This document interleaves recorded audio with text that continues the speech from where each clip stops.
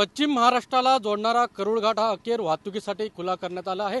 जिल्हाधिकारी अनिल पाटील यांनी संबंधित विभागाला आदेश दिल्यानंतर हे आजपासूनच हा वाहतुकीसाठी करूळ घाट सुरू करण्यात आला आहे। पण गेले वर्षभर हा करूळ घाट नूतनीकरणाच्या दृष्टीने बंद करण्यात आला होता। त्यामुळे वैभववाडीतील व्यापाऱ्यांचं मोठ्या प्रमाणात नुकसान झालं होतं, हॉटेल व्यावसायिकांचं देखील मोठ्या प्रमाणात नुकसान झालं होतं। आणि या घाटातलं जे काम आहे जे आहे ते आता 95% जवळपास पूर्ण झालेलं आहे। 5% काम उर्वरित जे राहिलेलं आहे ते काम युद्धपातळीवरती सुरू आहे आणि ते काही दिवसातच पूर्ण होईल असं देखील कलेक्टर यांनी सांगितलं। त्यामुळे नॉर्म्स सगळे सेफ्टी नॉर्म्स पाळून हा वाहतुकीसाठी करूळ घाट सुरू करण्यात आल्याचे जिल्हाधिकारी यांनी सांगितले। त्यामुळे येत्या काळात कशा प्रकारे याचा फायदा जो आहे व्यापाऱ्यांना होतो हे देखील पाहावं लागणार। त्यामुळे मोठी जी वाहतूक आहे या कोल्हापूर आणि सिंधुदुर्गकडे जोडणाऱ्या वाहतूक या मार्गातून होणार आहे।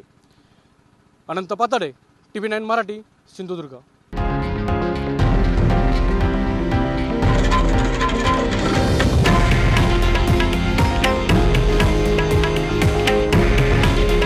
हे आहे देशातील नंबर 1 न्यूज नेटवर्क आणि आपण पाहत आहात TV9 मराठी।